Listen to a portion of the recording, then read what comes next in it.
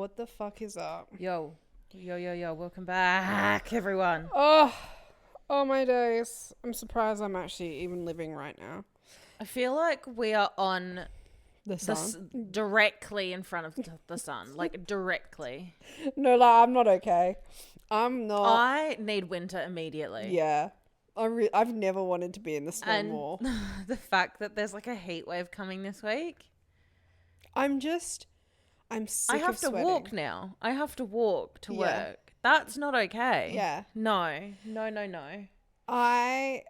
It's too hot. Like, I want it to be around like 25 to 28. Yeah. That's tolerable. Yeah. That's what I want. I want a couple of days where it's freezing cold and raining. Back-to-back heat, it's too much. I'm not okay. It's fucking with my brain. I'm extremely sensitive to the sun right now. Yeah. And I just need to be locked in a cave. But other than that, I'm okay. I'm okay. I'm glad we've done nothing this weekend. I think if I had done anything, I've actually would have gone like catatonic and like fucking blown up or something. Yeah. We went out for your mum's birthday yesterday. Yeah. Happy birthday again, Jackie. And that was enough for me. Yeah. That was as much as I had to give this weekend. Absolutely. Yeah. And oh my God, I'm actually so excited to go to Melbourne next weekend for Luke Combs. I cannot wait to eat my way through Melbourne. Get cute. All I want to do is get cute little pics, have a fun old merry old time. Yeah. And I was listening to Luke Combs on the way here, and I was he has some bangers. Hey, I completely forgot that he released a new album, like the father and son album. He hasn't though. No, he absolutely has not. Because you know what? The minute he plays any of those songs, on that set list, those are the ones that I'm sitting down for. I'm those going are the back drink to breaks. the bar. They're the drink breaks. Yeah. That album does that. not exist for me. Like, I understand where he's coming from with that album, and I can respect it, but not enough to listen to it. It's not for me. No. Funnily enough, I was like saying this to Nicole because she went and saw him this weekend in Sydney, and she was like, "I love that album," and I was like, "Doll, I think you're the only person I know who's listened to it." I forgot so intently that when I was like, I've been listening to Luke Combs again recently, and one of the songs from that album came on, and I was like, who is this? I have never heard this song in my life. Really? And then I realised what it was. No, most of the set list. The support acts are also really good too. Really, really good. Who are his support acts? I heard that, what are their names? Lane Pittman again? Jordan Davis and Mitchell Tenpenny? Yeah, Mitchell Tenpenny's cool. Never heard.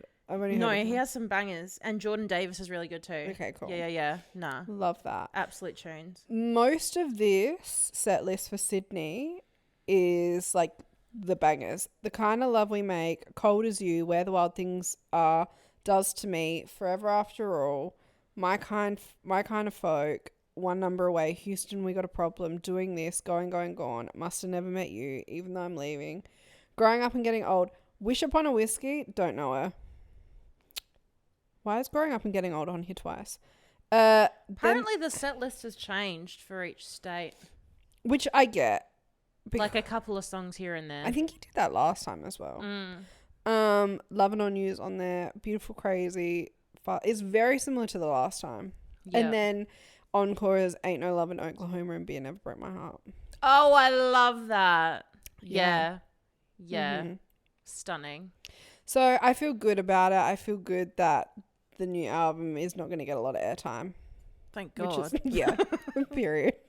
Thank God. Yeah, but I'm so fucking excited. So excited. And only working 3 days this week. That's a dream. Unreal. And yeah, that's me, my dude. Been playing Sims. Everyone, I need input on a life choice that involves money. Hello, Shark Tank. I am asking for an investment of $25 to get a month of online EA. Okay, no, for real though. So I have wanted to play Sims for ages, but I cannot part with at least $50 per expansion pack, right? Mm-hmm. And now EA have done that glorious thing similar to PlayStation and Xbox where you pay a monthly subscription fee or like a yearly fee. And then you get access to all of these games online. So you can like download them and whatever and play them. and they've added all of the Sims expansion packs, so Sims 4 expansion packs, to their online library, and they've also remade the original Sims and Sims 2. Yeah, they've remastered it, but it's only... I think they only remastered it for PC, so I don't actually get it.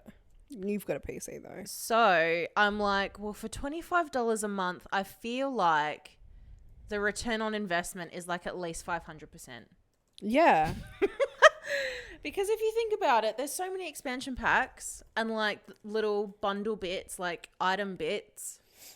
And I feel like that's worth it. Okay, so... And if I pay for it monthly, then like if I don't, I'll use it for a month and then I'll be over it. Okay, I think we need to look into this further because I just Googled it and Google Gemini said not all Sims 4 expansion packs are included in the EA Play membership, but EA Play members do receive a discount on additional expansion packs. So you would get the base, according to this, you get the base game, Get to Work, and the Toddler Stuff Pack.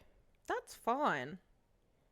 But do you know what? There's heaps of other bits in it too. I feel like CC, if you could easily improve your game for free through CC. Like I could just give you all of my mods, right? Like today. I've got like 50 gig worth of mods that will improve your game. I just recently downloaded one that like introduces language barriers. So now your Sims native language is unique to the world that they live in, but then you've got Simlish as like a universal language, but they don't know it naturally.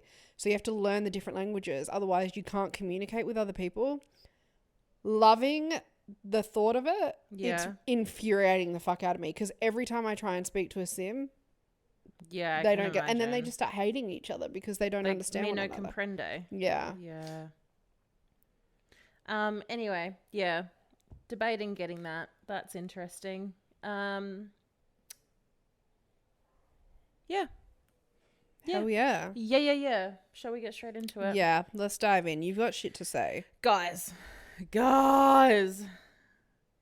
The Aussie Dramageddon is amongst us. I saw someone compare this to like James Charles, Jeffree Star, and that other chick, Tardy, whatever her name is, going off. So correct. So earlier this week, Mikaela Testa posted to TikTok an literally almost 9-minute video where she reads a statement ripping into Anna Paul, claiming that Anna is running illegal lotteries and taking advantage of her young followers. Now, for those that aren't chronically online, I'll give you a little spiel about who these people are and why the fuck we care about it. So, Anna Paul is a 25-year-old content creator and she also has an OnlyFans and she's huge on OnlyFans. And she's also recently turned a business owner. So, she has around 7 million followers on TikTok and 2 million on Instagram. And she's recently started up her skincare line called Paulie Skin. I haven't actually tried it. No, and it sells out so fucking quick. I must say, I've only ever seen bad things about it. Really? Yeah. Right, there you go. So Anna Paul, like leading up to this, was kind of seen as a people's princess because she's big on messages of body positivity, kindness, and just being authentic, which is why this is so interesting. And she also brought to us the beauty that is the Anna Paul pasta. And what now is the Anna Paul pasta? It's so good. It's so good. So it's like pasta. Yeah. And it's like beef, like beef mince. Yum. And some sort of green. There's some sort of green in there, some tomatoes, and like a garlicky yogurt sauce. Okay. It's kind of like gyros in a pasta. Oh, nice. So fucking good. So good. So Mikaela Testa is also a content creator and she's big on OnlyFans as well. And she got involved with Anna from dating Anna's brother Addis from 2019 to 2022. And Anna and Mikaela got close while Mikaela was dating Addis. But since their breakup, like they haven't really been seen together or involved much with each other, just like commenting here and there on each other's videos until now. So these are all the points that Mikaela stood on in her video. So bearing in mind, this was like a fucking thesis. Like 9 minutes of nonstop. That's huge. Yeah. That is huge. That's crazy. So in the first bit, Mikaela claimed that Anna Paul is nothing like the sweet and positive presence that she portrays online. So this is a direct quote from the video. "You have never met her, and if you have, it's nothing more than a 5-second selfie. These people who watch her don't know the Anna that I know. They know the other Anna, the one she wears when the camera starts rolling. Everything Anna does is calculated, but she masks the manipulation extremely well with an innocent, sweet girl facade, posting all of these videos about self-love and body positivity." End quote. And then Mikaela goes on about how Anna allegedly preys on her quote, vulnerability and desperation of impressionable young fans for her profit under the disguise of self-love, empowerment, and giving back. So Anna does these giveaways on her OnlyFans, and she kind of advertises them on her Instagram. And it's like half the time I think it's like cash giveaways or bank transfers or things like that. But in order to be eligible to be picked, you have to be subscribing to her OnlyFans account. So to subscribe, that's about $16. And so because her fan base is so young, Mikaela's kind of saying, well, you're kind of setting up a lottery. Like, you have that is a lottery, yeah. Yeah, be subscribed to your OnlyFans. And like, she takes a couple of days to pick the winners as well. So it's not like it's an immediate draw kind of thing. Yeah. And Mikaela was saying like, well, if it was like genuine and you're wanting to help people out, you wouldn't be advertising it on Instagram, trying to get people from that platform to go over to your other platform where you're earning more money. Yeah. And 2, you wouldn't be taking 6 or 7 days to pick a winner and waiting for the post on Instagram to get more of attraction and more following. Yeah. Like, you're trying to get something out of it. You're not doing it for the greater good like you say that you are. And then, Mikaela says that Anna's fan base is predominantly underage and directing them to her explicit OnlyFans account is unethical. So another big part that makes fans resonate with Anna is that she got big, and when she found her platform, she's been sharing stories about how she grew up poor, and Mikaela claims that these allegations are false and that she grew up in upper middle class with a really nice house, and that Mikaela's been in the house and it's stunning, and that everything else has been fabricated or exaggerated to kind of like fill this story that Anna's trying to portray online. So another quote from the video, quote, "But you need the story, faking your poverty so people excuse your schemes and wealth and feel bad for you. Every calculated story serves such an important role in supporting other lies in this web you're weaving to entrap these people's pity," end quote. And then Mikaela says that she's posting this now because she feels like Anna's behavior is unethical, and she goes on to say that people online don't know the full story between her and Addis, and that they only know what Mikaela has allowed them to see. So then she kind of talks a little bit about her relationship with Addis and like how that all ended and how people don't really have the full story. So Mikaela said that Addis took 50% of her income for management fees when he never managed her at all. And then she even went on to say that she thinks that she's given him around about $1 million for investments, because he was big on like crypto and like stuff similar to that. She gave him $1 million and never saw a cent back from it, which is absolutely crazy. And then like when she tried to break up with him, he would like say that he was going to off himself and like really be manipulative in that kind of way. And she's saying that it was a lot of like financial abuse that she got from him, as well as other allegations as well. So she goes into a lot more detail about other allegations that have come up over the years from other women, and that she believes the victim. I won't really get into that here because I don't want to dip my toes into that. But from the relationship that Mikaela had with Addis, she says that she now has health issues from it and is undergoing surgery to fix those. And so towards the end of the video, Mikaela says, "I have my own 2 legs to stand on, and I would never be jealous of someone like her. Someone needs to do it, and I've been through it all for years. I just genuinely don't care about what the internet has to say about me anymore. I'm just going to speak the truth, and you guys can say whatever you want about it." Crazy. This, like, absolutely crazy. I followed Anna and then when Mikaela was dating Addis, because they are very, well, particularly Anna, very interesting to watch because she is very sweet, like on socials, and you know, she's always traveling. She's like living this dream life. So it was always like really interesting to watch kind of thing. I haven't really watched them since. She is 100% running an illegal lottery. So to run a competition on social media, it has to be free to enter. Mm-hmm. And if it's not free to enter, then you need a lottery license. And if it is free to enter, it can only be free to enter, or you won't need a license if the total prize pool is lower than certain amounts, and that it's state dependent, right? So New South Wales, the total prize pool cannot be more than $10,000, and if it is, you need a lottery license. South Australia, the total prize pool can be no greater than 5,000. Northern Territory, it's 5,000. ACT, it's 3. So it's very state dependent, and yeah, you can't, like anyone who works in social media knows, like you cannot run a paid giveaway because it needs to be have an equal chance of winning, whether you have like bought something or have not bought something.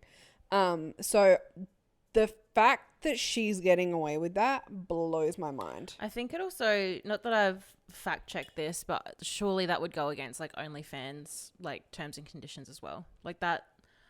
Well, I don't know, because like with the only like interaction with OnlyFans is that you need to subscribe with OnlyFans kind of thing. She's pulling it from her followers on OnlyFans though. Like she's promoting it on there. Promoting it on Instagram, but doing the prize on OnlyFans.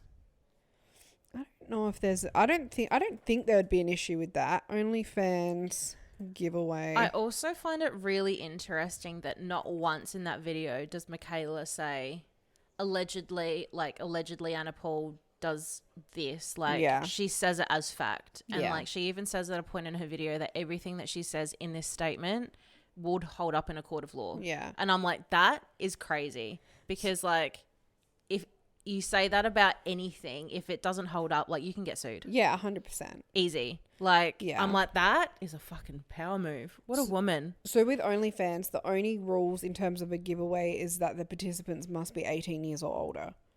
And her fan base, I don't think is there would be people that are under for sure. And that's where I have an issue with it, is that her fan base is notoriously quite young, and she is not vetting or creating rules. No. It is very much just like you obviously you have to be like of a legal age to be able to create content on OnlyFans. You don't need to prove your age to sign up as a subscriber. Yeah. And I think that's the major take home from Mikaela. Yeah. Is that like it's unethical. It's disgusting. Yeah. You're literally preying on children. Yeah. People that are vulnerable, that want money, that like want to get a leg ahead. You're taking that and profitizing from it and making them exposed to this content that they should not be watching in the first place. Yeah. Like, that's absolutely crazy. Yeah. Because, of course, a fucking under 18-year-old who follows them on TikTok is going to be like, oh, my God, Anna Paul might give me $1,000. And if you idolize her as well, like, yeah. It's fucked. Again, I don't know. How can someone with a profile and this many eyes on her get away with this? The whole entire time. And like she has stayed radio silent throughout this whole thing. And like Veruca Salt, I can't remember when it was, maybe last year, she kind of like made a couple of videos and posts on Instagram and TikTok questioning Anna Paul's behavior around other things. And Anna Paul's fans went for Veruca's jugular when this happened. Like her fans are so fucking loyal to her.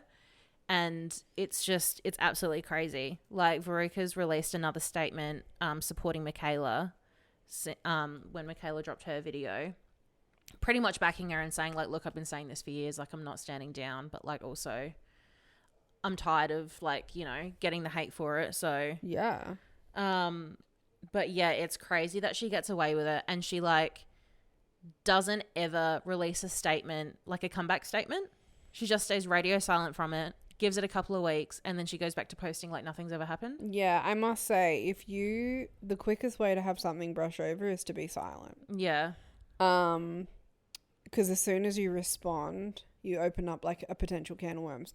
But like for the allegations of what she's been accused of, girl, come on. Literally. And like that's what Veruca was saying. Veruca's like, if there were statements in Mikaela's statement that weren't true, it takes 2 seconds to open your camera app and click record. Mm-hmm. Or and even set the send record a cease straight. and desist. Yeah. Like she'd be sued for defamation before, you know, the fucking day is over. So I just, very, very icky and very suspicious. I think it goes more into like how other platforms like Instagram and TikTok are used to lure in young fans when these people are selling OnlyFans products or like, do you know what I mean? Like, because she's not she is attracting, but for the most part, her fan base on all these social media platforms are young women. Yeah. And then because the way that she's promoting her OnlyFans, the two don't marry up. Like, it's not like she's just fucking posting sexual stuff on TikTok. It's just a weird vibe. It also goes into this whole thing of women playing like a younger persona, because she does that. She plays this like young little sweet innocent girl, which is like a whole fetish in itself, and like it's weird. The whole thing is weird.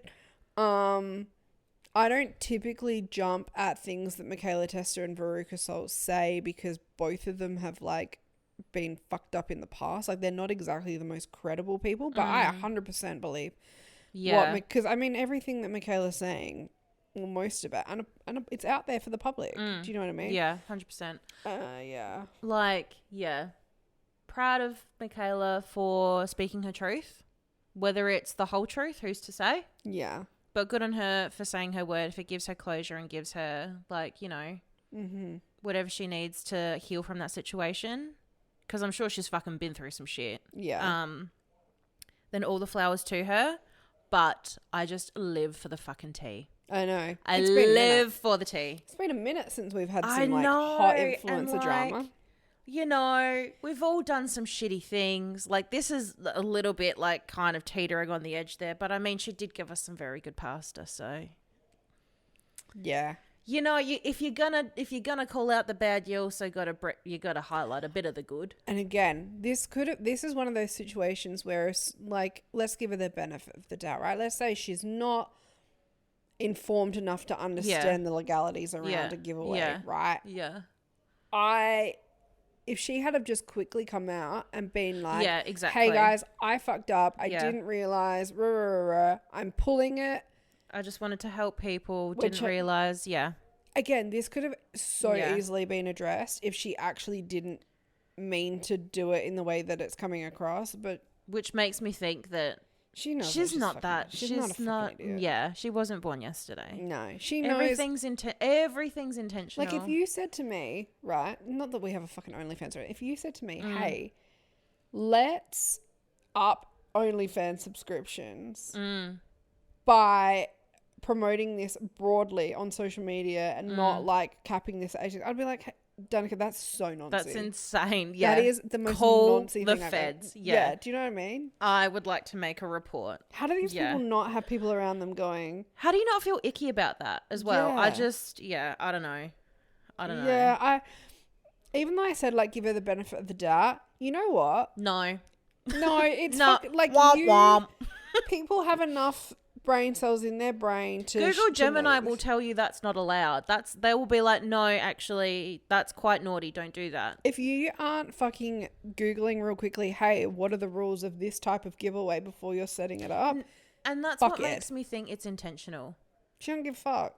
Like, she knows she'll get away with it. Again, if you were just doing a lottery and you just wanted to help people, you wouldn't be promoting it for a week on your Instagram. No. That's not where you're getting... But she's still promoting it. I don't know. But yeah.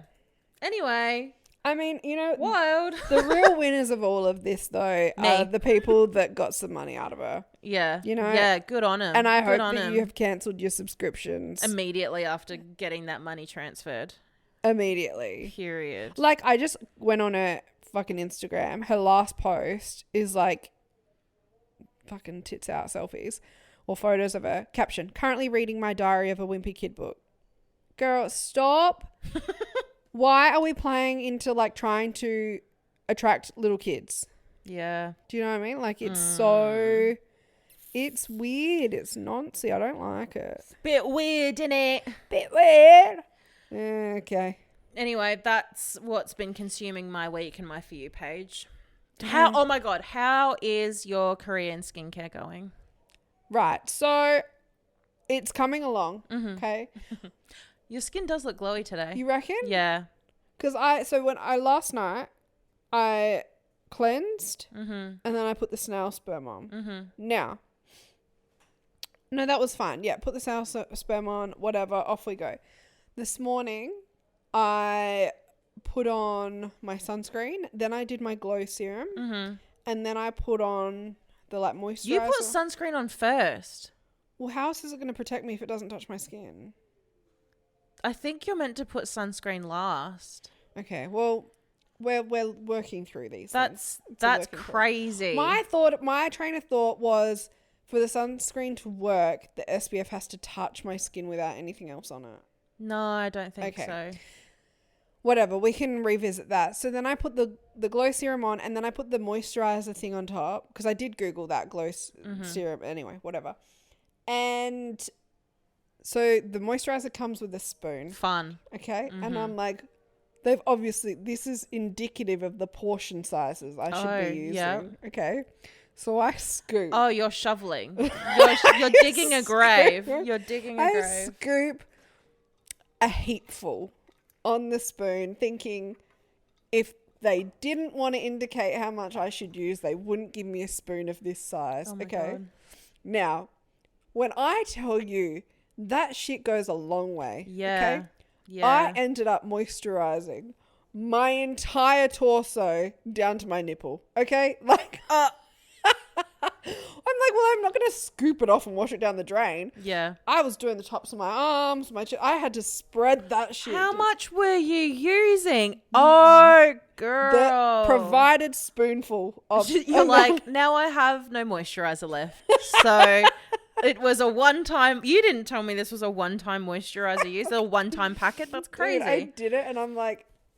as soon as mistakes have been made. You're like, what? I was like, Danica would she'd fucking think I'm an idiot. Oh my God. Oh my God. I should have just used like a tiny little 5-cent piece. No, I used like 20-cent, 30-cent piece. Jeez, a 30-cent piece, you reckon? a 20 and a 10. Like if we were going up in scales, yeah. Damn. Yeah, no, always a 5-center. Fuck. Anyway, other than that.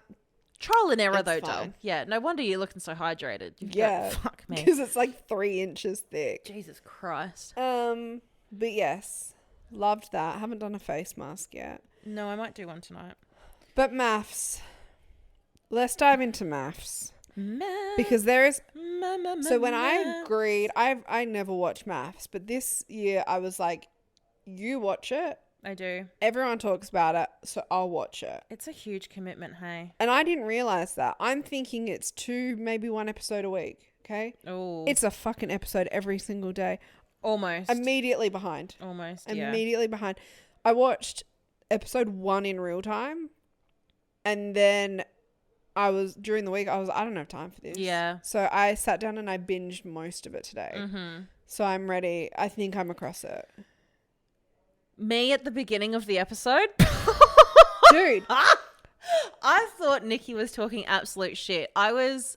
on the toilet when it started, and I was like, "You start without me. It's fine." We were watching it on normal TV, which is fucking crazy. Anyway, I come out and Nikki's like, "There was a lady that looked just like you on MAFS just now," and I was like, "What do you mean?" She's like, "Do you have black glasses?" And I was like, "No." She's like, "You have a green shirt though," and I was like, "Yeah." She's like, "She wore a green shirt."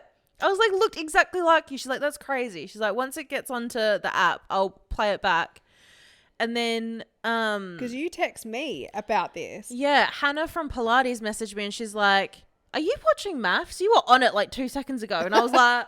What the Nikki fuck? wasn't telling Porkies. That's crazy. Yeah. So I texted you. Yeah, then you text me and I had completely forgot. I thought it started the following night. Yeah. So I quickly pulled up my laptop, went on 9 Now, whatever it is, and I'm playing it. sure enough, My TikTok was on there there. you are. So I took a video of it, sent it to you. I was like, what the fuck? They picked the ugliest bit of that video to put So on. funny. But anyway, thank God it only lasted 0.2 of a second. It's so fucking funny. Anyway, we'll go through all the couples so far, and I'll give you my 2 cents. Yeah. So, first off, we've got Karina and Paul. I love. Yeah, they're really good looking. They're They really are. good. Like, they would have beautiful children. Yeah. I liked, so Karina and Paul, they got married, all well and good. He was like, she's stunning, gorgeous, 10 out of 10, no notes. They walk out to go to the reception, and Karina goes to production, and she's like, I know that man. That man ghosted me. Yeah. And like, he's obviously clocked it as well, because like, if you've gone on a date with someone, you're going to remember what they look like. I'm surprised they didn't say anything at the wedding. Yeah. Thing. I wouldn't have been able to keep that in. No. I would have been like, I fucking know you. Yeah. You piece of shit. Yeah, I would have been like, cut the cameras. I'm done. But I love how Paul handled it at the wedding. So Yeah. he went up to Karina's mum and dad and was like, hey, just wanted to let you know, like, really happy that I got paired with Karina. But like, we've gone on a date before about a year ago. I wasn't in a place to be in a relationship, so I just kind of silently exited. I had to work through some things, so I'm here now to give it like 100%. Yeah. And I was like, oh, good way to like acknowledge it, Yeah. make a commitment to being better, move on. I was all in. I was like, I love Paul and Karina, and then this happened. And then he was like, oh, I wasn't ready before, but now I'm ready. I'm like, bro, it's been 8 months.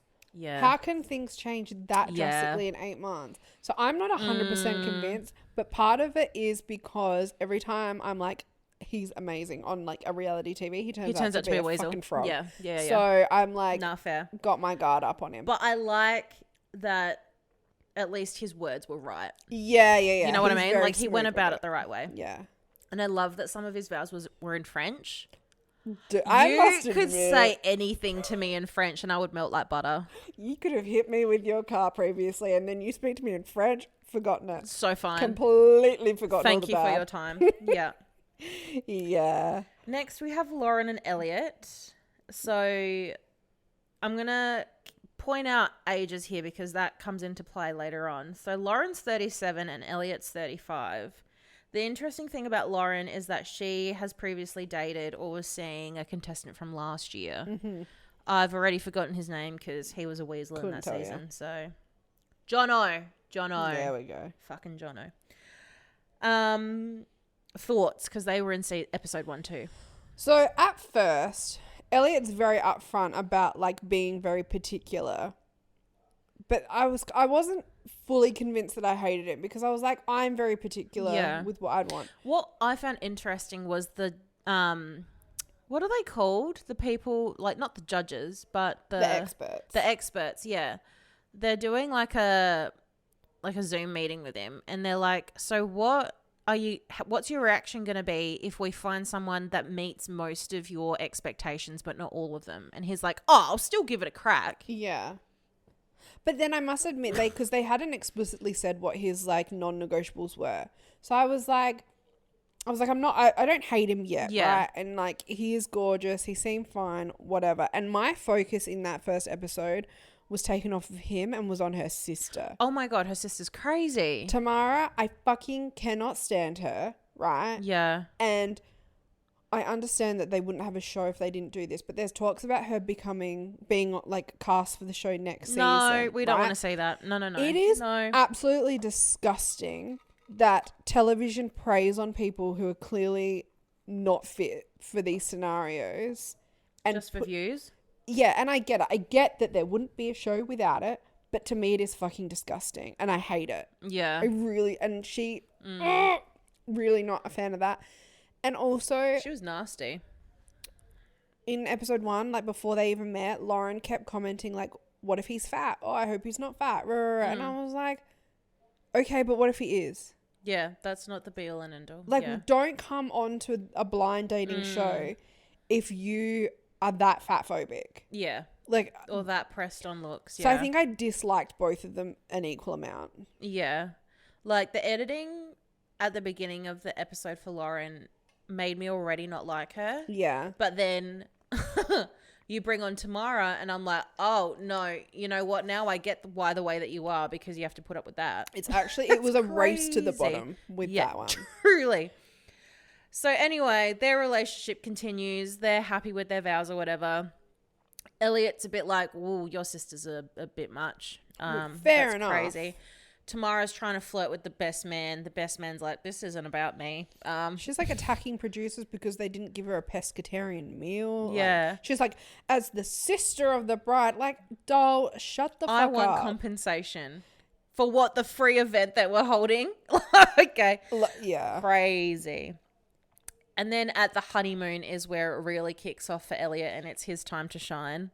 And he truly is a weasel, and I actually have decided I do fucking hate him. Because he just immediately wants to leave because Lauren does not tick all of his non-negotiables. So, his non-negotiables, keeping in mind that this man is 35 years old, right? He wanted someone that was younger than him, preferably around about 25 years of age. Okay, Leo. Wanted a nonce, first of all, nonce. Wants to be with someone that wants a big family, isn't into materialistic things or designer brands, and someone that isn't career driven and is like very much happy to be in like traditional gender roles, and is also into health and fitness.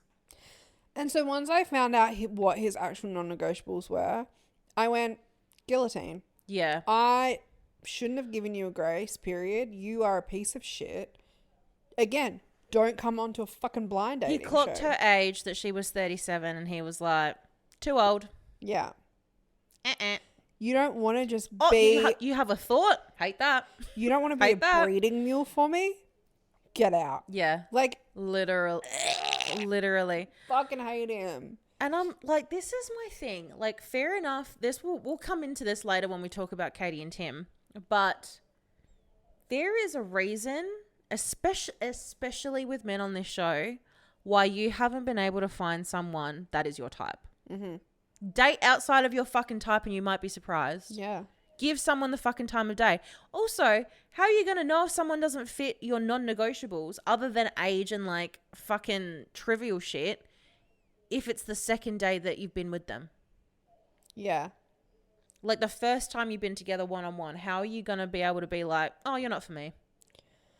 That's crazy. I don't even have any other thoughts because my only thought that comes up when I think of Elliot is like just burn him alive kind of thing. I can't stand him. Burn him at the stake.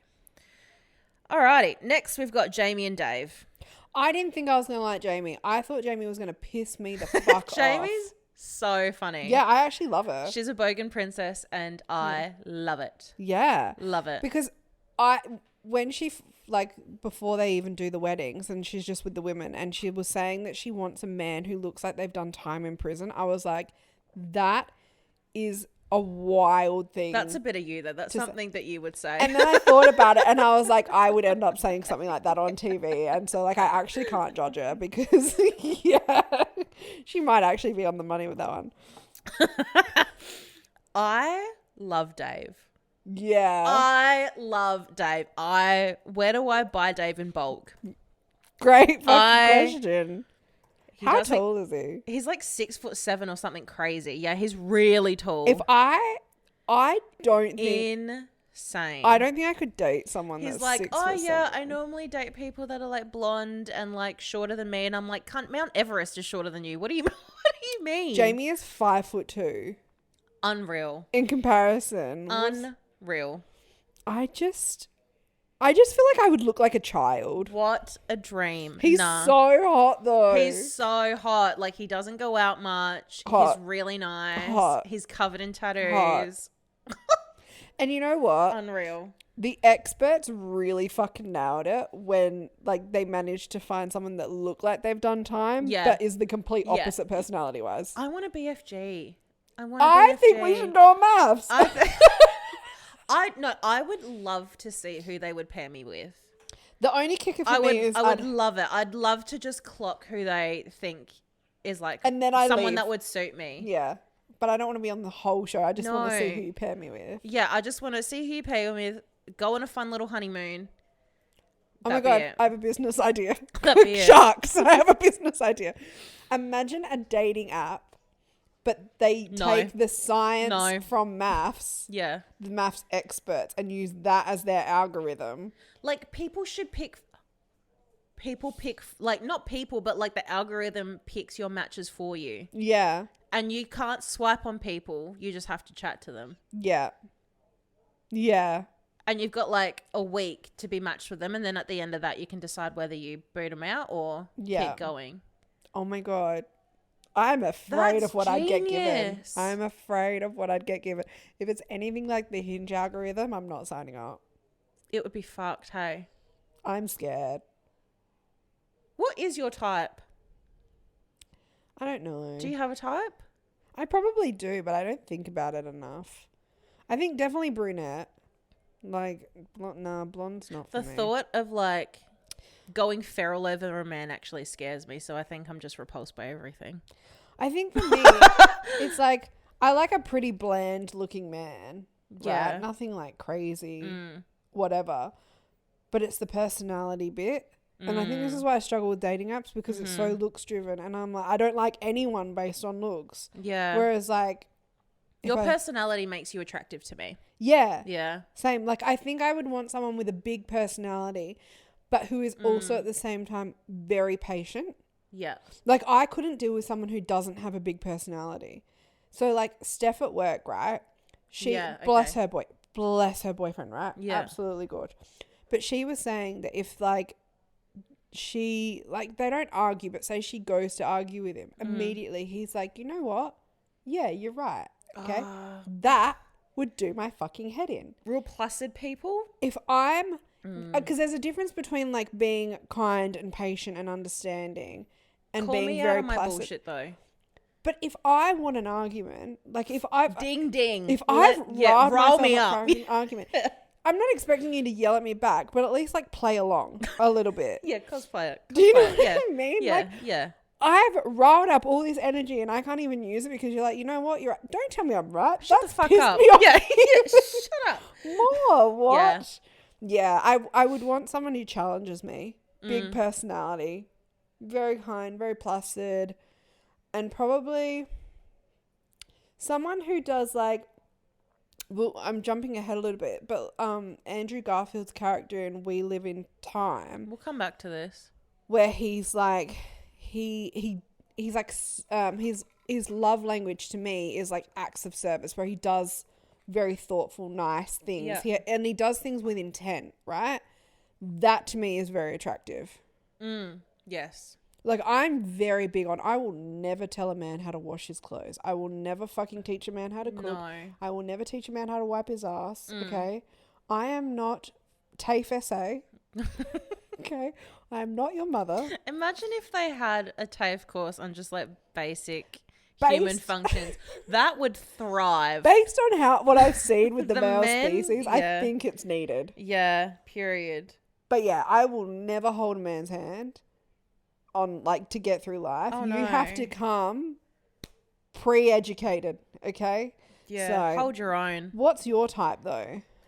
I feel like what my type is in my head is not what I go for in person.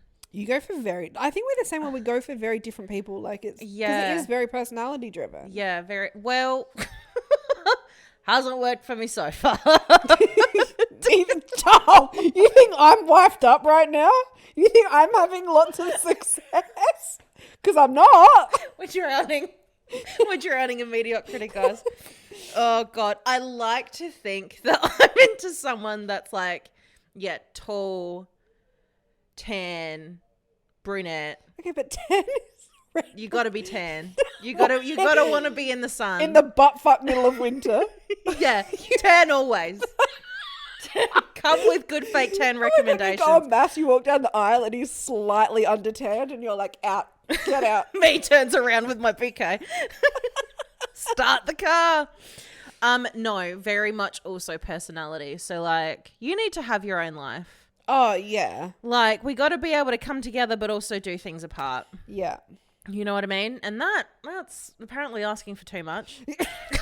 Crazy. Personal space. Yeah. Jesus Christ. Again, like you said, come correct or don't come at all. Like, I've correct or don't come. I'm going to put that in my Hinge bio. Come correct or don't come at all. Just don't waste my time. Yeah. What else? Just I want someone that has opinions. Yeah. But can also, like, and is strong in their opinions, but not to the point of, like, burning down a city over it. Yeah. Yeah. Like. But when I say you have your own opinions, there is wrong opinions. Yeah. And I will not stand for that. I think I like the idea of someone that's quieter than me. No, I don't.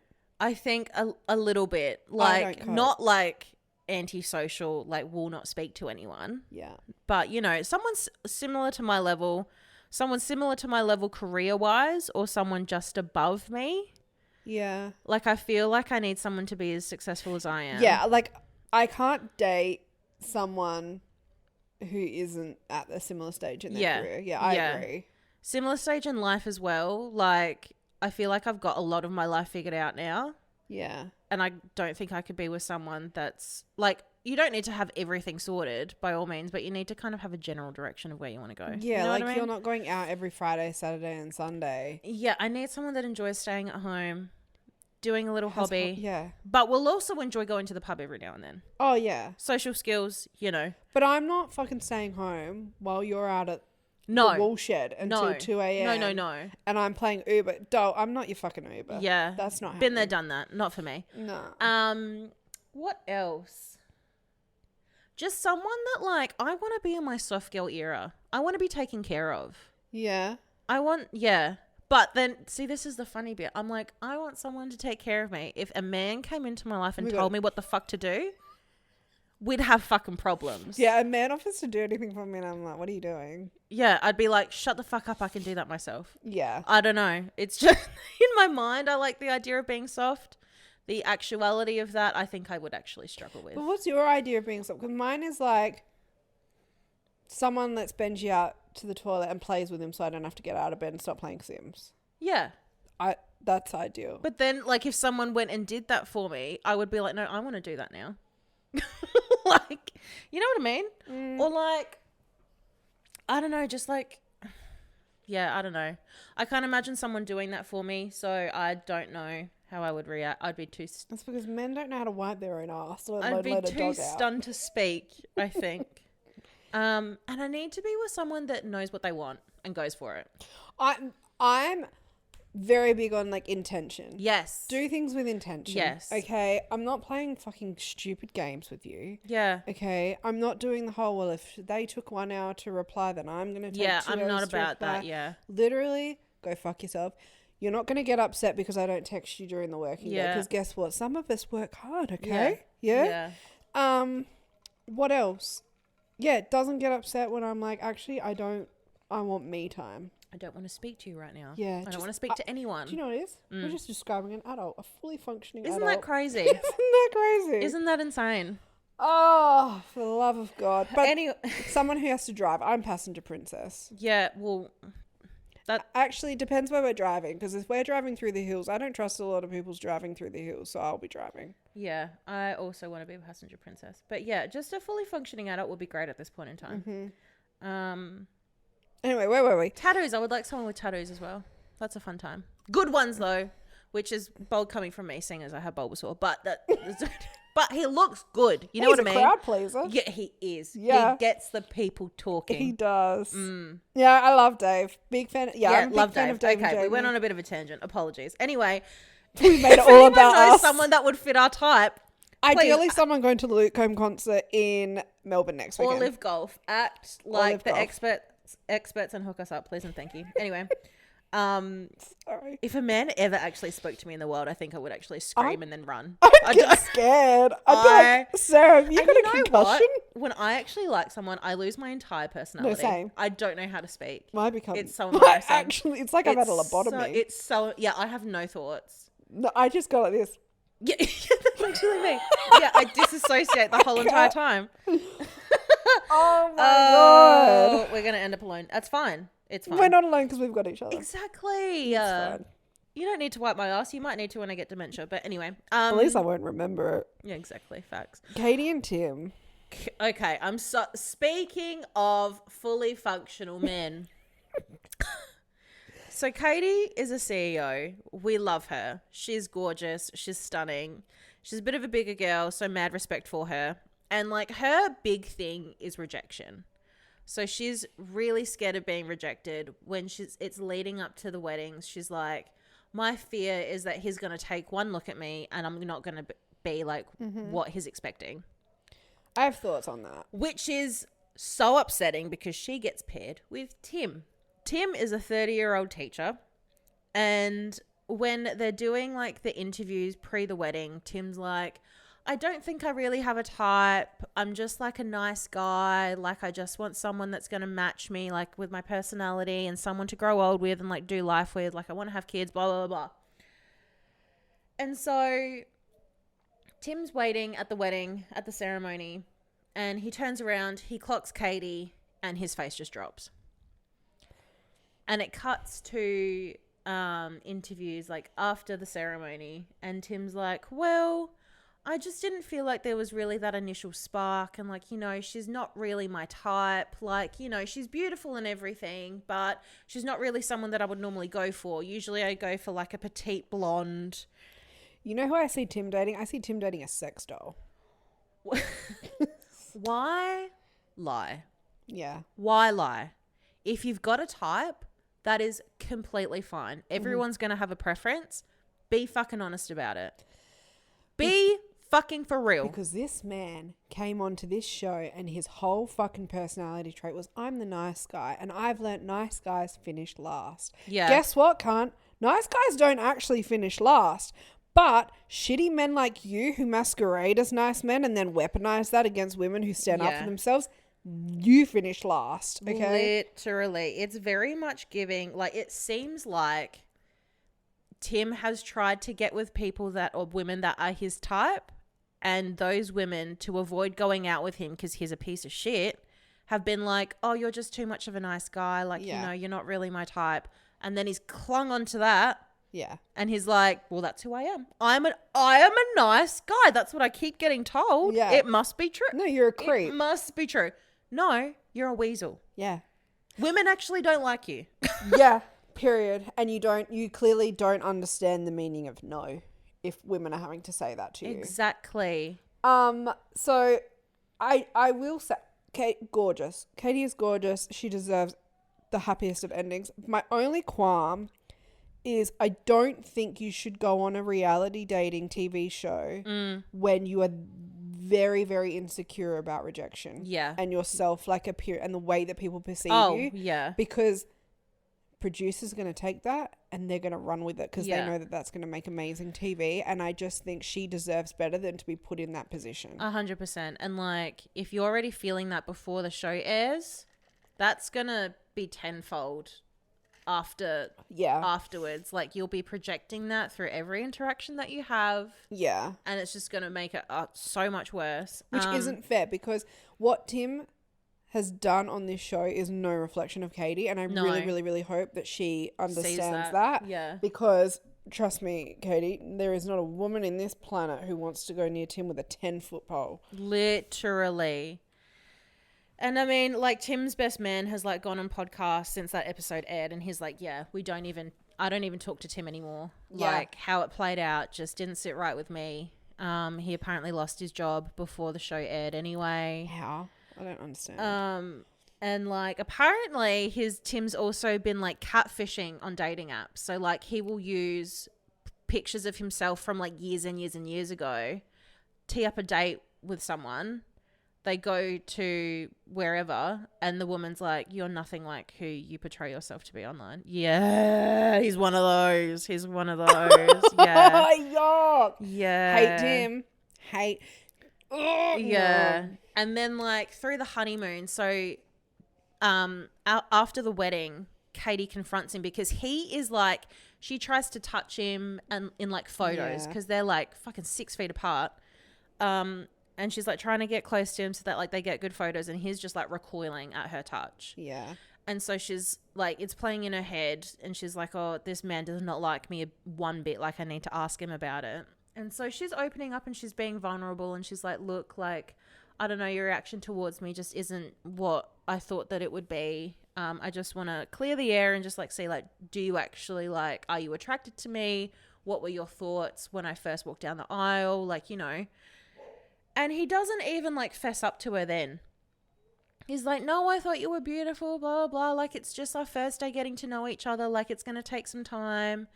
And she's like, oh, thank goodness, because, you know, like, I'm really, like, scared of rejection. And, you know, I thought it was something that I did, but I'm glad that, like, it's just, you know, we're testing out the waters or whatever. And then it cuts to, like, the next morning. And then when they're at their accommodation, that's when Tim's like, oh, I just don't think there's a spark. And Katie is like physically distraught. Like, she's sobbing. And like, this is the point where they like get the invitation for the honeymoon. So she's like, I don't even know if I want to go on the honeymoon now. I don't know if what Tim wants to do. Like, they slept in separate bed, like separate rooms. Like, they end up going on the honeymoon. And like, Tim's like, no, like, I'm still willing to like give it a crack and, you know, like try to get to know her. She's asking him all these questions about like, does he, because they're going for like a walk through the hills or whatever, near like a waterfall. And she's like, oh, do you enjoy photography? Like, what do you do in your spare time? Like, if I was to take a photo of you, would you be comfortable with that? Because she's got like a proper like camera. And he's like, nah, I'm not really into photography. Oh, I'm not really a photo person. Oh, you know, I go on hikes here and there. Oh, but he's a nice guy, guys. He's a nice guy. A nice guy incapable of asking questions himself. And he's like, throughout the whole thing, he's like, oh, but I'm really trying to put in effort, you know, and like Katie just keeps coming back and saying that it's like not enough, and, you know, she keeps asking me questions. Yeah, because she's trying to fucking get to know you. Yeah. Where is effort in the room with us right now? I must say, she's a better person than I am, because I would have called it a fucking day. If I would have changed the locks on that Airbnb. I think I would walk away really easily if I was on MAFS and I got paired with someone like an Elliot or a Tim and they were giving me nothing. Because I'm also someone where, like, if I can sense something's wrong, something's not right. Like, if you have to ask, then do you know what I mean? Yeah. And so I would just be like, you know what? We're done here. Great meeting you. Yeah. I got to go to work, kind of thing. I would not be putting in the effort that these women are. Yeah. Like, because in their accommodation, the shower, there's like no screen, and then in the bathroom, the door is literally like a glass door, so you can see everything in the bathroom from the bedroom. Which is my worst fear. Which is absolutely crazy. What if I'm trying to do a mad dump? A mad steaming knees to chest dump. And Katie's like, oh, maybe I'll just like have a shower and like put on a show for you. And Tim's like, you know, being funny. Yeah. And Tim's like, oh, well, if you do that, I'll just go for a walk in the woods. I'm not staying for that. You can do whatever you want, but I'll be out there. I'd call the police. Oh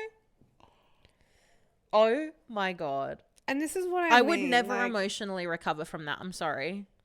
I would. Yeah. I just wouldn't stick around. Nah. Like, Tim is not worth Katie's time. Like, I'm sorry. Yeah. If you have to, yeah, nah. No. I hope to God someone rips him a new one at the first dinner, at the dinner, whatever the fuck it's called. The only reason I think he is still there is because I think he, in his sick mind, thinks that he's going to get a mad following out of this and he's going to become an influencer. No, he's deleted all socials. He's not doing interviews about the show. He doesn't want to be involved because he knows that he's fucked up and like it's going to ruin his reputation and like his employability. I think that when he was on the show though filming, he would have been like, I look like such a great guy. I'm a saint. But now he's seen it and he's realized he's fucked up and he's like, oh my God, Control Alt Delete. I don't know if they actually do make it to the dinner parties. Yeah, okay. Because the best man that was interviewed on the podcast, he was saying like we all told him to call it quits before the dinner parties because that would just be social suicide. Yeah. Like you can't go back from that. No, that's a brutal environment. That's not, you will not recover. You know what? Hats off to the best man who called him out on his shit, Yeah. and was man enough to go, you know what, I don't fuck with the way that my best friend has acted. I'm out. Yeah. That says a lot about him. Props. Yeah. Katie should get with the best man. I think the best man had a missus, but if that's not the case, then facts. Respectfully, apologies. Like, without home wrecking. That's the vibe. If he was single, that would have been a great pairing. Yes. Yeah. And then we have Sierra and Billy. Billy reminds me of the guy from Baby Reindeer. Yeah, I did think the same thing when he look came on my screen. Exactly. They look related. It's Yeah. crazy. They're both lovely. They've gone for a little honeymoon in the snow somewhere. That's a fucking fear. They seem to be having the best time. Yeah. I would love to go to the snow and go snowboarding. There is no way that my Really? first time snowboarding is on my honeymoon. I really want to take you to the snow. I would leave in like a body bag. I'd be dead. My dream is for us to go on a snow holiday with Mark and Jackie, because I just think you would be so funny going down the slopes. I would need to get like the top tier like health insurance for that because I know the minute my feet land on that snow, I'm making a claim. Like, I'm not making it out alive from those seats that you sit in and it takes you up the hill. What do you mean? What do you fucking mean? What do you mean I can only go up and the only way down is on my feet? That's crazy. I just picture Mark trying to teach you how to ski. No, like, what do you mean? What do you shut mean? the fuck up. How do I get back up once I've fallen? You just get up. Those skis are so long. Yeah, but like if you're just starting out, you would have like you can get sticks, so you would use that as leverage to get up. God, I need to do more Pilates. Okay, I will say, Billy, I would date Billy. I'd date Billy. Gorgeous, yeah, absolutely. Love is. Oh my Lovely. God, so she said her vows, and she's like referred to him as like bestie. Yeah. Also, first of all, having to do vows with someone you don't know, fucking weird. But I would make up a whole like side story about how we met. I'd make the whole thing up. My vows would go off on such a tangent. I'd be like just talking about myself. Yeah, yeah. Like, I'm not promising you shit. I don't know you. Okay. Yours would be like, seeing as you don't know me, I will give you some important tips. Here is Ariana Grande's entire discography rated over my personal preference. My vows would be pictures of my Sims. Number 72. Yeah. Oh, but I love him. Gorgeous. Yeah, lovely.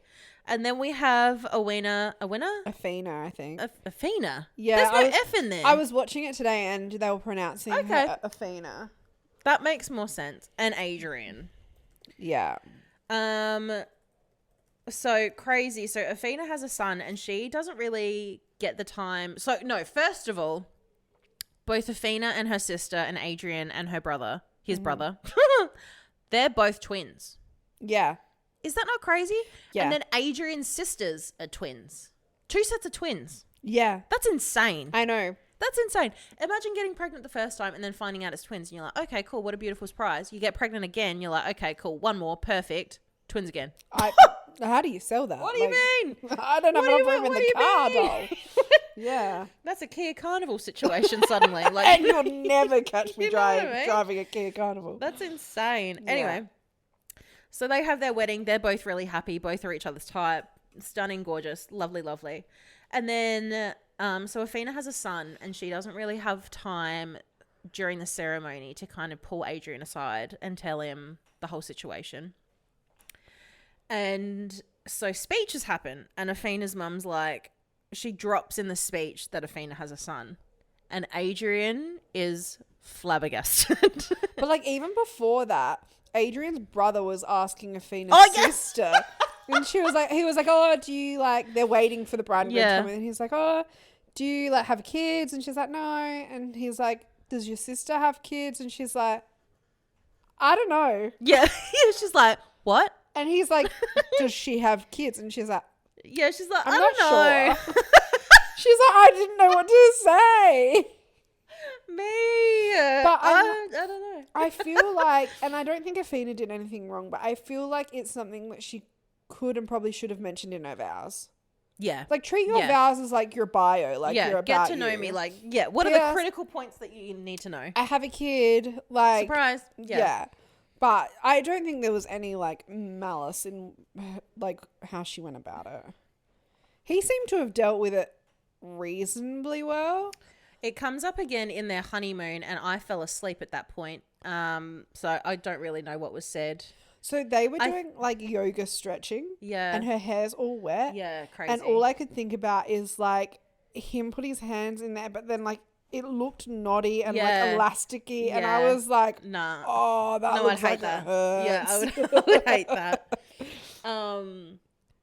But yeah, he's kind of, like, alluded to in the episodes. I don't know if this is what he says in the latest one, but he's kind of like, you know, when, like, I have kids, like, I kind of imagine that it would be, like, our first time together having kids, you know, like, not that you having a kid is a bad thing, but I just always imagine it like something that I would do with my partner like, for the first time together. So, but what I will say, because he's only 30, I was gonna say, like, if you're in your late 30s, the likelihood of meeting someone who doesn't have kids already is kind of slim. But if he's only 30, that's not too bad.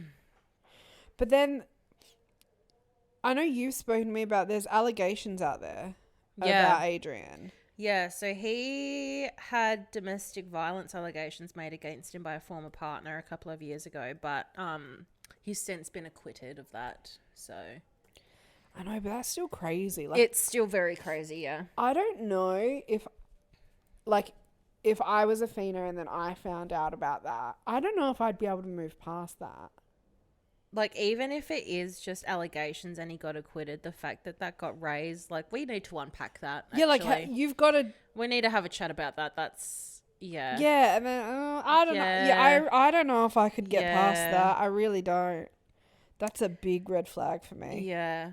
And then we've got Rhea and Jeff. So they're, like, Jeff turns around... Rhea's, my name's Jeff. Rhea's walking down the aisle and she's like, oh, hey, Jeff. And Jeff's like, hi, Rhea, how you going? Oh, my God. And they previously dated about a year ago or so ago for about a month, but they met each other's friends. So a lot of the friends at the wedding clocked who each other were and were like, oh, shit, like, they've dated in the past. Like, that's fucking crazy. What are the odds, right? Dude? Like, there's like billions of people in Australia and that's who you get paired with. But like, if I got paired with someone that I already know, I would be pissed. But you get rid of that awkwardness of like, oh, like, who are they? What are they into? What are they like? Like, you already know that. So like, I guess there's blessings and curses. Yeah, if I went on this and I got paired with someone that I've dated in the past, I'm not sticking around. Been there, done that. Been there, done that. I don't need to ride the ride twice. You know what I mean? Like, I know what the ride's like. I've seen the sights. I've seen what I need to see. There's nothing to write home about.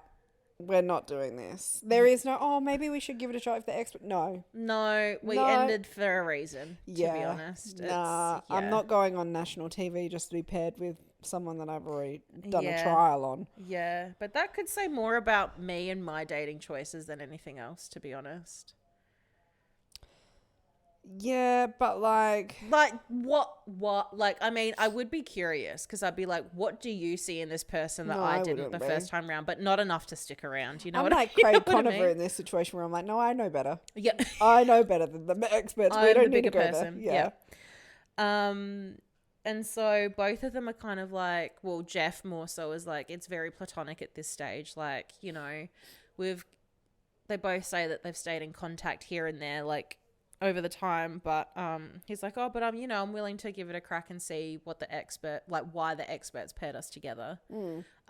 But they broke up the first time allegedly because Rhea was coming out of a really long-term relationship and Jeff was coming out of a relationship as well, and they both it just kind of fizzled out between them because they both kind of came to the realization that they preferred to just stay single for a bit longer. Yeah. Which is fair. Yeah, that's a fair enough reason. And, like, they have similar things in common. Like, you know, I mean, the main thing is that they both go to the gym, and that was big for both of them. They wanted someone that's active and, you know, so. If that's your biggest common denominator. Yeah. That is so bland. Very vanilla. But anyway. And then Ashley and Jake. So, Ashley's a dance teacher and Jake's a PE teacher. And Jake was, I'm pretty sure it's about Jake. So there's a girl on TikTok and she did like a watch party of her ex-fiance going on MAFS, and it has to be Jake because she was saying that like it was so like the person was so awkward, and Jake is the only one out of all of the groomsmen that was the most awkward because he's standing there, he's waiting for Ashley to come down the aisle. He turns around and he clocks one of Ashley's bridesmaids. I don't know if it's her sister or her friend. Keeping in mind she's in an orange dress, and he must think that the bridesmaid is the bride because she's also carrying a bouquet, and he is like, oh my God, she's gorgeous. And she's walking down the aisle, and then she goes to take a seat, and he's like, oh. It's so awkward. He thought the bridesmaid was the bride. Oh my God. Yeah, nah, it was. And that's why I'm never going to have a bridesmaid. It was so funny. Oh my God. Damn. What a fucking idiot, man. So fucking awkward. Like, she's in orange, dude. Again, like, it's such a basic, like, common knowledge thing. And he's got, like, longer hair. And he was like, oh, the thing I'm really paranoid about is, like, waking up on my wedding day having a bad hair day. He had a very bad hair day. Oh, yeah. I saw the photos. Someone get him some hair oil or something. That, for his city. God, Jesus Christ. I'm like, maybe just shave it off. Maybe just shave it off. We don't both need to have hair tie collections. No. Right? My drawer only has enough space for one person to have a hair tie collection. And we don't need to share. You know what I mean? Like, we're not going to be fucking sharing the curling iron. Do you know what I mean? Yeah. No. Yeah. I'm not a fan of long hair. No. No. Yeah, I can't. No. That's insane. It just always looks greasy and messy on men. It's not a vibe. Yeah. No. They don't know how to wash their own hair. The millennial tuck on a man. It gets worse. I don't need a live action of Dumbo, actually. Okay? Leave that thought at home. If men took care of their hair, it would probably be different. But it's always greasy. No, because then I'd get jealous. Why doesn't mine look like that? Like as I'm shaving it up. Only one of us will have nice hair. Like in the Grinch, and he just shaves it down the middle. Oh, fuck. There's so many couples. Is this normal? I think there's 2 more to go, or 1 more. There's another one tonight. Yeah. Oh my God. And then the weddings are done. So I think Monday, when this episode drops, that'll be the first dinner party. I'm never going to fucking financially recover. Yeah, I know. And it goes on forever. Forever. It just keeps on going. You know what's going to be really hard when this is going on? Love Island for a little bit and the footy. Oh, see, I don't watch the footy live. I have no fucking time. Well, you will this season. Oh. No fucking time. Danica comes to my house. She's got a gun at my head. Ding dong. Yeah. Oh, dear. Anyway, this week we also watched We Live in Time at the Moonlight Cinemas. I was really excited for this. Same, because all over my TikTok, everyone that watched this movie was saying that it was gut-wrenchingly sad, that I was going to be sobbing the whole entire time. I would come out looking like a raisin because there would be no water left in my body once this movie was done. And that's what I wanted. And I was like, I'm here for it. Give it to me. Do your fucking worst, bitch. No, it gave nothing. It gave nothing. It gave absolutely nothing. So it's about Alma and Tobias, who are brought together by a surprise encounter that changes their lives. As they embark on a path challenged by the limits of time, they learn to cherish each moment for their unconventional love story. See, that's too a stretch. That's a stretch. Vague. So you've got Florence Pugh, who plays Alma, and then you've got Tobias, played by Andrew Garfield. And the start of the movie, they're together, right? And she's being diagnosed.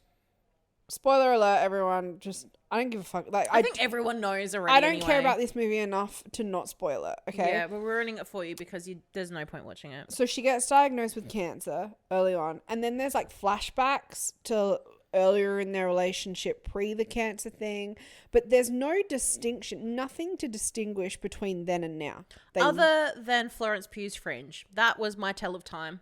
Which, might I add, that was the worst wig I have ever seen. Okay, it just did not look like her hair. The color was off. It was weird. The jumps were so jarring for me because there was no like then now. Nothing, not even a color grading distinction. Nothing to tell, yeah. Not even, yeah, it was. It took a while. It was too similar. So then I'm going, at some parts I'm like, wait, is this her second time having cancer? Yeah. Is this her first time having cancer? Are they getting divorced? Like, why are they getting divorced? What is going on? It was all over the fucking shop, right? And then once it kind of settles down a little bit, I'm like, okay, I'm getting into this. And there were moments that were really sad. Like, for me, I didn't like cry, like shed one tear.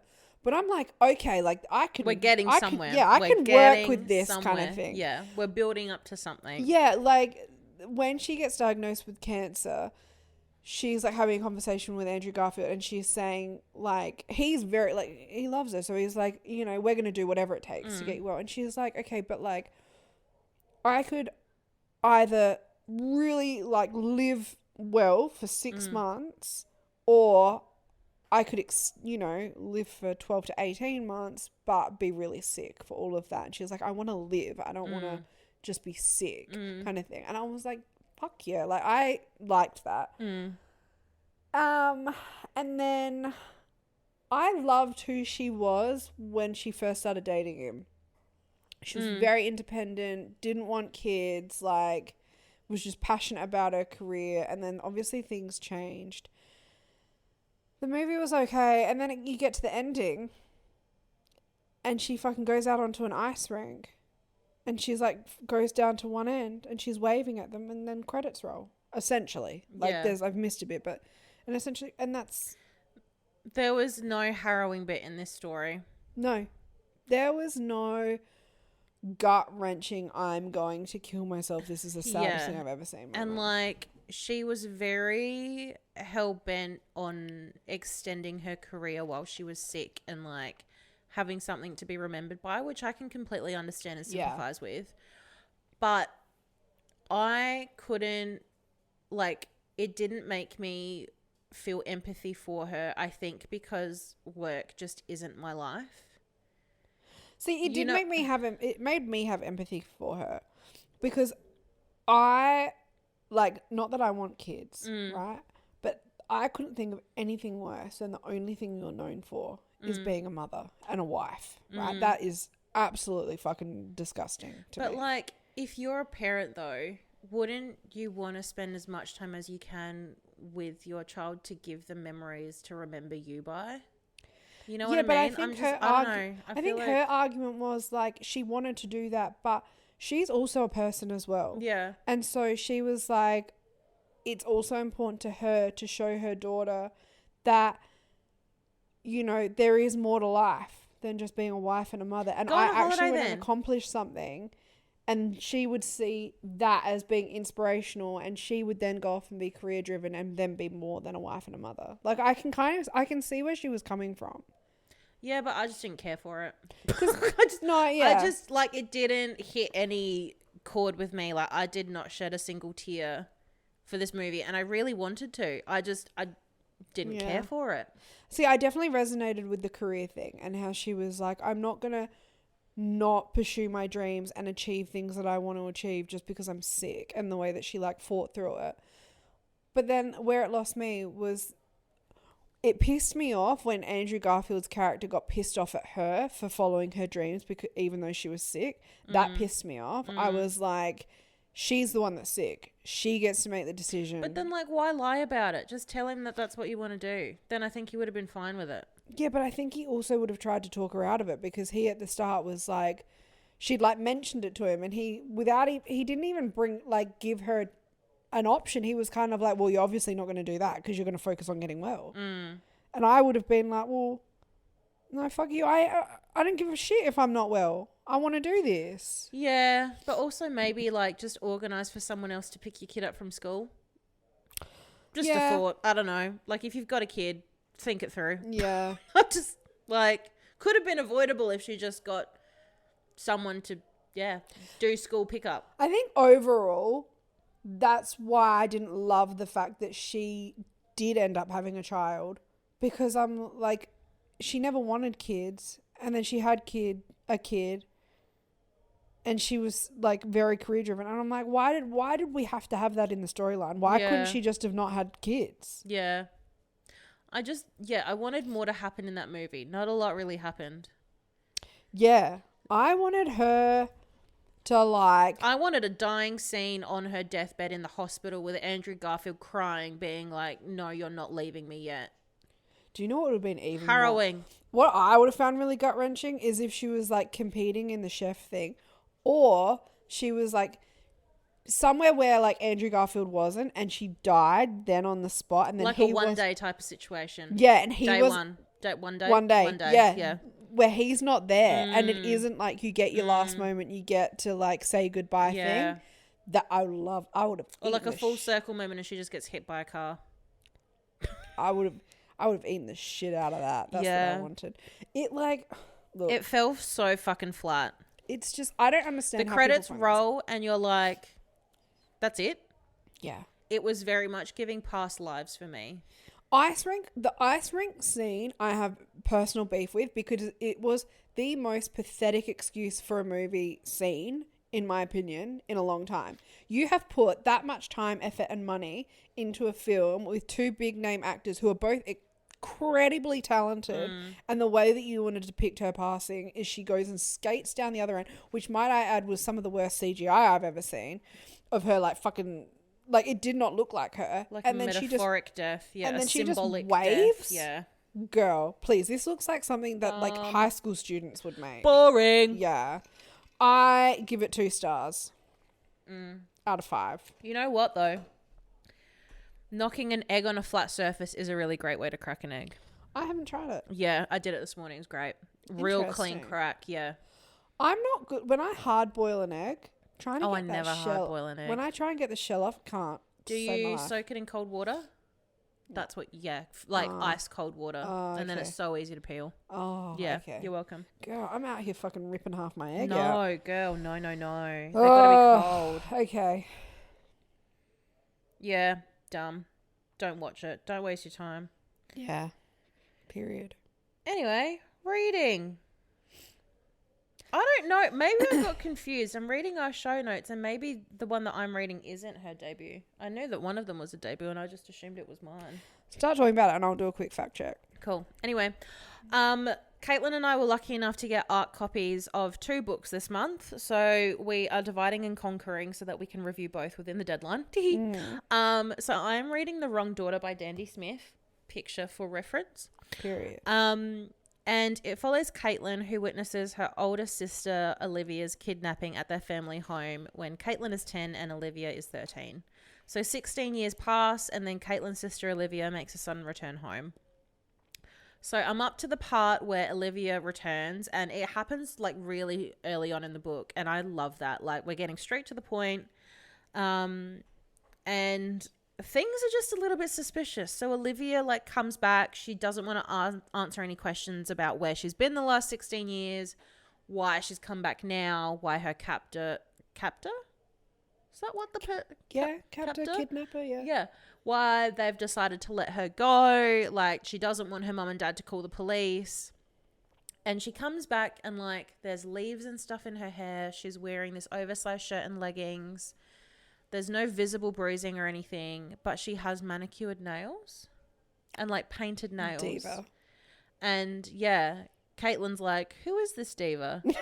What kidnapper is letting their person paint their nails? That's crazy. And she doesn't look really white, which again, back to my preference of tan people. I'm like, love that. An Olivia ally. Literally.